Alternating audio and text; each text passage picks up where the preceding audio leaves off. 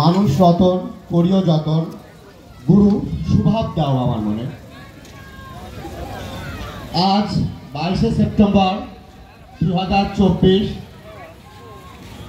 লালন সরল পাগল মেলা সারা বাংলাদেশ থেকে আগত আমার আশেকার ভাই, আশেকার মুরিদান, জাকিরান এবং বিভিন্ন অলির দরবার থেকে আসা সকলকে আমাদের লালন স্বেচ্ছাসেবকের পক্ষ থেকে, এনএসপির পক্ষ থেকে এবং এই এলাকার বাসী সবার পক্ষ থেকে বাংলাদেশের বর্তমান অবস্থায় সবার সমান অধিকার, এই দেশে বসবাস করার, তার অধিকারের কথা বলার।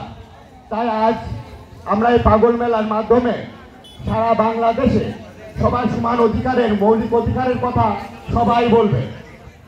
আজ কোনো বাণিজ্যিক প্রতিষ্ঠান থাকবে না, এটা গড়াই নদীর তীরে স্থানান্তর করতে হবে। এই মাঠটা সাধু পাগল ফকিরদের স্থানান্তর দিতে হবে। এই মৌলিক অধিকারগুলো নিয়ে আজ আমাদের সরল পাগল মেলা। আমাদের সংস্কৃতি বাংলায় আমরা এটা রক্ষা করব, আমরা এটা সাধন করব। তাই বাংলার মাটিতে লালন মানবতা আধ্যাত্মিক বিশ্ববিদ্যালয় চাই, এই কুষ্টিয়ায় হতে হবে। আশেখানরা এখানে দেহ ত্যাগ করে, তাদের জন্য আমাদের একটা কবরস্থান দরকার সাধু পাগল ফকিরদের সারা বাংলাদেশে। সাধু পাগল ফকির শনাক্তকরণ ও সনদপত্র কেন্দ্র কুষ্টিয়া।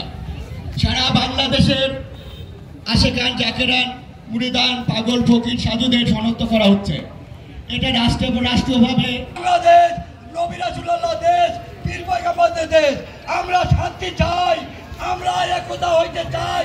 ভাই ভাইরে কাঁধে কাঁধ দিয়া পাগল আমরা মরলে মাটি দেবো, জানাজা দেবো, সব কিছু আমরা বহন করবো। করিমনগর আউলিয়া এই লালন মারে অনেক কিছু আপনারা ভোগ করছেন, কিন্তু দেন নাই।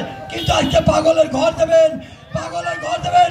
মানুষ হইয়া মানুষ বলছেন, কিন্তু কুকুর বলছেন না। গরিব নওয়াজ বাবা লালন।